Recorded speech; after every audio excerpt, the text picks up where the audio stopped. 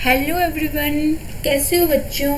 और आज जो हम लेक्चर सीरीज शुरू कर रहे हैं वो है सेल बायोलॉजी की। बायोकेमिस्ट्री की लेक्चर सीरीज पहले से ही शुरू है, आप जाके वहाँ पे चेक कर सकते हैं। मैंने अमाइनो एसिड के पूरे डिटेल में स्ट्रक्चर जो है वो एक्सप्लेन किए अलग अलग वीडियो की फॉर्म में बनाकर, ताकि आपको इजी हो जाए समझने में और वो बहुत हेल्पफुल होगी आपके एग्ज़ाम के लिए। साथ ही हम आज सेल बायोलॉजी की सीरीज शुरू करने जा रहे हैं और इसमें से जो मैंने सबसे पहले टॉपिक उठाया है वो है सिक्रीटिंग प्रोटीन। सिक्रीटरी प्रोटीन में क्या होता है कि यहाँ से क्वेश्चन पूछ लिए जाते हैं। इसके code translation, post translation process के लिए मैं आपको इसके डिटेल डायग्राम के थ्रू समझाऊंगी कि किस तरह से ये सारा प्रोसेस होता है।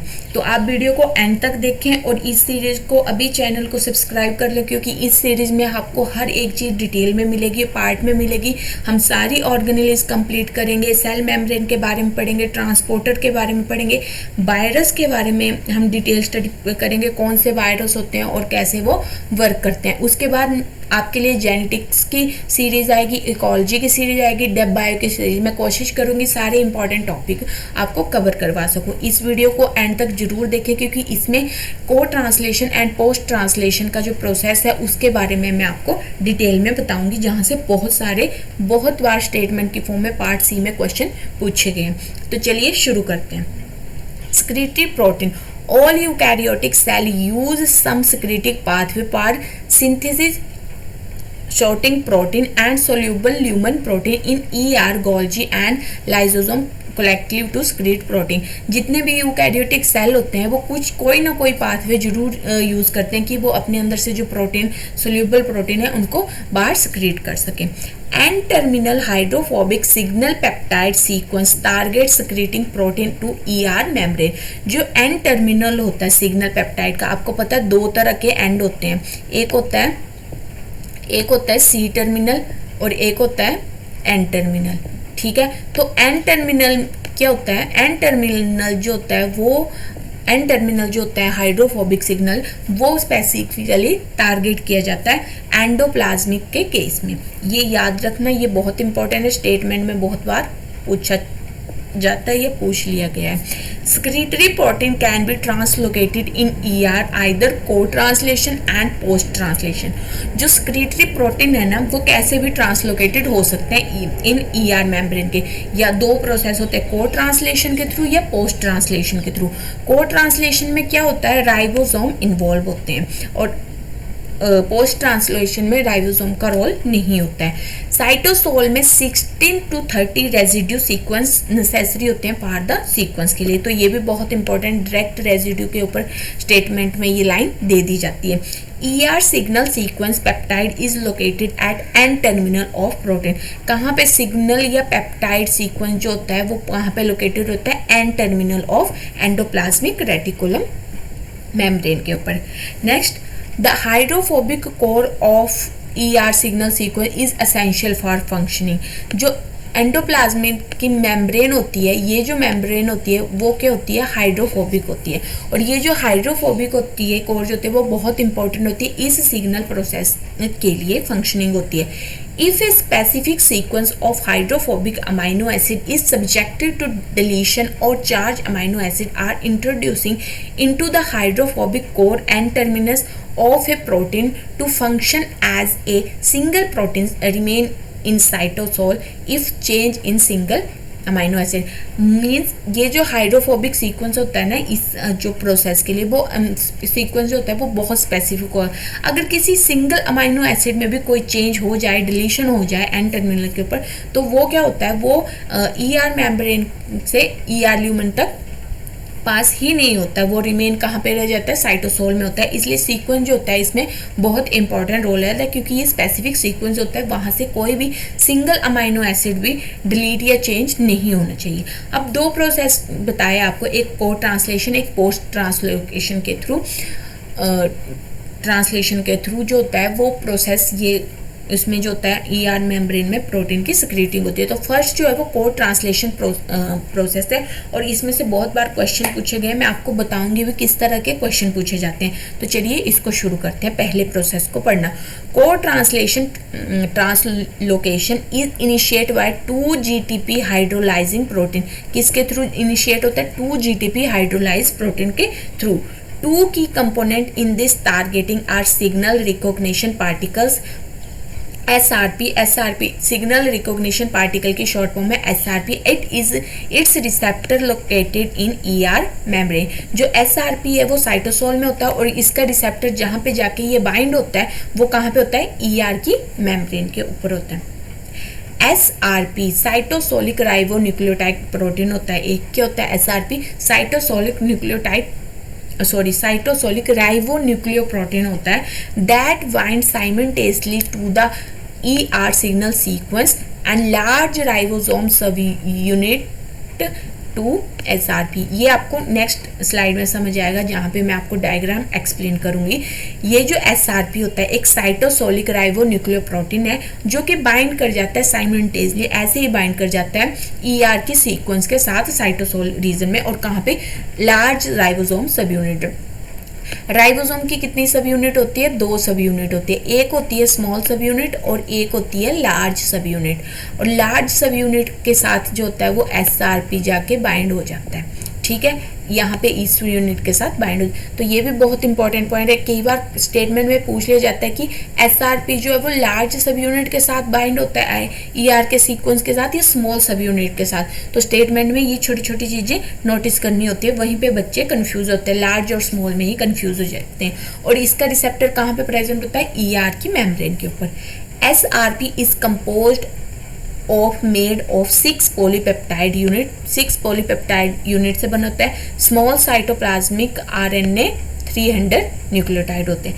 द प्रेजेंस ऑफ SRP, अगर SRP प्रेजेंट है तो क्या होगा, ये स्लो कर देता है इलोंगेशन प्रोटीन की। जो प्रोटीन की इलोंगेशन होती है वो स्लो कर देता है, thereby inhibit the synthesis of complete protein. और जब ये इलोंगेशन प्रोटीन की इलोंगेशन को स्लो कर देगा तो ये इनहिबिट कर देता है, कंप्लीट सिंथेसिस नहीं हो पाएगी, प्रोटीन की कंप्लीट सिंथेसिस नहीं हो पाएगी, उसको इनहिबिट कर देता है। ठीक है, अब इसके प्रोसेस को हम देखते हैं कि कोड ट्रांसलेशन प्रोसेस होता कैसे है। जैसे ये राइबोसोम के स्मॉल सब यूनिट है और ये राइबोसोम के लार्ज सब यूनिट है। ठीक है, इसके साथ ये एन टर्मिनल पर, ये जो है एन टर्मिनल पर सीक्वेंस है। कौन सा सीक्वेंस है, एन टर्मिनल के साथ ये सीक्वेंस जो है वो क्या किया गया है, बाइंड किया गया है। ठीक है, ये स्मॉल सब यूनिट है, ये लार्ज सब यूनिट है, ये एन टर्मिनल पे सीक्वेंस बाइंड है। सीक्वेंस के साथ क्या होता है स्टेप 2 में कि SRP साइटोसोलिक राइबोन्यूक्लियो प्रोटीन है, जो कि हमने ये देखा कि ये साइटोसोलिक राइबोन्यूक्लियो प्रोटीन है। ये क्या करता है, जाके उस सीक्वेंस के साथ बाइंड हो जाता है। जैसे इस लाइन में आपने देखा था कि simultaneously bind to ER signal sequence के साथ और कहाँ पे, लार्ज सब यूनिट के साथ। तो ये सिग्नल सीक्वेंस किस यूनिट के साथ लगा, राइबोसोम की लार्ज सब यूनिट। ये बात याद रखना, ये क्वेश्चन में पूछ लिया जाता है कि जो सिग्नल सीक्वेंस होता है वो किस राइबोसोम की किस यूनिट के साथ अटैच होता है, लार्ज सब यूनिट के साथ। और SRP जो सिग्नल रिकॉग्निशन प्रोटीन है वो साइटोसोलिक राइबोन्यूक्लियो प्रोटीन है, वो आके सिग्नल पेप्टाइड के साथ बाइंड हो जाता है। और बाइंड होने के बाद क्या करता है, ये कौन सी मेम्ब्रेन है, ये जो है वो ER मेम्ब्रेन है। ठीक है, ये ER की मेम्ब्रेन है और ये हाइड्रोफोबिक कोर है। ये जो है वो साइटोसोल है। ठीक है, साइटोसोल है और ये जो है अंदर वो ल्यूमेन है। ठीक है, ER की मेम्ब्रेन में ये क्या लगा होता है, ये जो है पर्पल कलर का, इसको बोलते हैं ट्रांसलोकोन। ट्रांसलोकोन के साथ कौन सी राइबोसोम की यूनिट जाके बाइंड होती है, लार्ज सब यूनिट। और यहीं पे क्या होता है, ये जो है SRP का रिसेप्टर, आपने पढ़ा था ना कि SRP का रिसेप्टर कहाँ पे होता है, SRP का रिसेप्टर होता है ER की मेम्ब्रेन के ऊपर। तो SRP जाके अपने रिसेप्टर के साथ बाइंड हो जाता है और जो राइबोसोम की लार्ज सब यूनिट थी वो जाके ट्रांसलोकेन में अटैच हो जाती है। अब लोकोन में यहाँ मेंशन नहीं किया पर 2 यूनिट होती है। एक यूनिट होती है अल्फा और एक यूनिट होती है बीटा। ठीक है, 2 यूनिट होती है, एक होती है, आप अपनी नोटबुक पे नोट डाउन कर लीजिएगा जो मैं आपको बता रही हूँ। 2 यूनिट होती है अल्फा एंड बीटा। तो जो राइबोसोम की लार्ज सब यूनिट है वो ट्रांसलोकोन पे कहाँ पे जाके बाइंड होती है, अल्फा सब यूनिट के ऊपर बाइंड होती है। और अल्फा सब यूनिट के बाइंड होने के बाद क्या होता है कि प्रोटीन का जो सिग्नल सीक्वेंस है वो ट्रांसलोकेन से होकर सिग्नल पेप्टाइड बनाता और वहाँ से रिलीज होकर ईआर की ल्यूमेन में आ जाता है जहाँ पे ग्लाइकोसाइलेशन अक्कर होती है। तो ये सारा प्रोसेस जो था वो कोड ट्रांसलेशन का कि किस तरह से सिग्नल सीक्वेंस जो है वो ईआर की ल्यूमेन में ट्रांसलोकेन होता है जिसमें राइबोसोम हेल्प करता है। समझ आ गया? नहीं समझ आया तो वीडियो को एक बार रिपीट में देखना, आपको अच्छे से क्लियर हो जाएगा। और कोई डाउट हो तो कमेंट बॉक्स पे लिख दीजिएगा, मैं आपको वो डाउट क्लियर कर दूंगी। अब मैंने आपको बताया कि दो तरह की यूनिट होती है, एक होती है अल्फा सब यूनिट एंड एक होती है बीटा। अल्फा सब यूनिट जो होती है वो पेरिफल यूनिट होती है। पेरिफल का मीन्स होता है आउटर साइड, मीन्स अल्फा सब यूनिट जहाँ पे राइबोसोम की लार्ज सब यूनिट होती है वो पेरिफल होती है, बाहर वाली साइड होती है, ठीक है।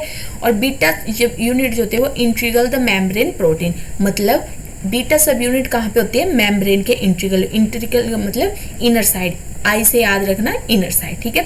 एसआरपी बाइंड विद अल्फा सब यूनिट, किसके साथ बाइंड करता है? एसआरपी बाइंड करता है सब यूनिट के साथ और एसआरपी रिसेप्टर के साथ। बाइंड विद एसआरपी के थ्री मोस्ट कहाँ पे बाइंड करता है? तीन चीजों के साथ बाइंड करता है, अल्फा सब यूनिट के साथ, ठीक है, राइबोसोम की लार्ज सब यूनिट के साथ जो मैंने आपको बता दिया, और सिग्नल सीक्वेंस के साथ, ठीक है। ये तीनों चीजों में एसआरपी क्या करता है? बाइंड करता है।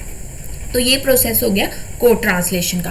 पोस्ट ट्रांसलेशन ट्रांसलोकेशन का प्रोसेस बहुत सिंपल है, ठीक है, बहुत सिंपल है। तो इसमें क्या होता है, ये मैंने खुद अपने मतलब खुद बनाने की कोशिश की है कि आपको ज़्यादा, क्योंकि जितनी भी मैं इमेज गूगल पे भी सर्च करती वो बहुत कंफ्यूज थी, वो आप देख के डर जाना। तो मैंने सिंपल उसमें बताया कि पोस्ट ट्रांसलेशन प्रोसेस कैसा होता है, ठीक है। पोस्ट ट्रांसलेशन में क्या होता है, ये साइटोसोल है, ये ईआर ल्यूमेन है जहाँ पे सिग्नल सीक्वेंस जो हमने पीछे देख लिया कि सिग्नल पेप्टाइड सीक्वेंस जो है वो मेम्ब्रेन के ल्यूमेन में ऑलरेडी पहुंच गया, जो एंडोप्लाज्मिक रेटिकुलम की ल्यूमेन है, ठीक है। अब इसमें क्या होता है, ल्यूमेन के अंदर क्या होता है, एक बिप और एटीपी की यूनिट पड़ी होती है, और ये यूनिट जो होते हैं एसआरपी, ये जो है ग्रीन कलर का, ये ट्रांसलोकोन है, ये सिग्नल सीक्वेंस है, और ये सैक 62 एंड 63 है जो कि इसके साथ बाइंड करता है। अब ईआर की ल्यूमेन में क्या होता है, बिप एंड एटीपी की सभी यूनिट थी। बिप जो प्रोटीन होता है वो किस में हेल्प करता है? फोल्डिंग में हेल्प करता है, प्रोटीन की फोल्डिंग में हेल्प करता है। बीप जाके और बीप और एटीपी कहाँ पे बाइंड हो जाते हैं, जो एन टर्मिनल का सीक्वेंस पॉलीपेप्टाइड है उसके साथ बाइंड हो जाते हैं।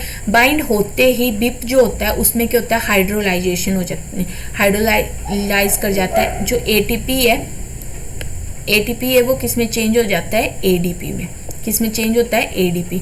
और बीप और एडीपी क्या करते हैं, बैक फ्लो जो होता है उसको ब्लॉक कर देते हैं, प्रिवेंट कर देते हैं, और उसको क्या करते हैं कि उस प्रोसेस को आगे बढ़ाते हैं, उसका प्रिवेंट करते हैं कि बैक फ्लो या प्रोसेस स्टॉप ना हो। उसके बाद क्या होता है, ये प्रोसेस चलता रहता है, जो बीप की यूनिट है वो ऐड होती रहती है, और एटीपी अपने आप ही किसी प्रोसेस के थ्रू हाइड्रोलाइज होता है एटीपी के लिए, और अनदर राउंड फिर से वैसे ही स्टार्टिंग से शुरू होता है, बीप के साथ एटीपी आएगा और एंड टर्मिनल सीक्वेंस के साथ अटैच होगा। ये बहुत सिंपल सा है, इतना इंपॉर्टेंट नहीं है, इंपॉर्टेंट है कोड ट्रांसलेशन, क्योंकि इसमें से क्वेश्चन पूछ लिए जाते हैं, तो ये प्रोसेस आप अच्छे से देख लेना।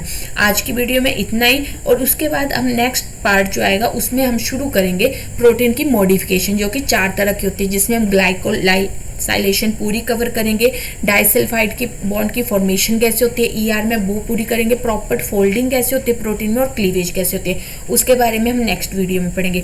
होप सो वीडियो अच्छी लगी हो, इन्फॉर्मेटिव लगी हो, चैनल को प्लीज़ सब्सक्राइब कीजिए और बेल आइकन पे क्लिक कीजिए, ताकि मेरी जितनी भी सीरीज आए इससे related exam point of view से तो आपको मिल जाए। और अगर कोई भी डाउट हो तो नीचे कमेंट बॉक्स पे कमेंट कीजिएगा, मैं आपका डाउट क्लियर करने की कोशिश करूँगी। Thank you.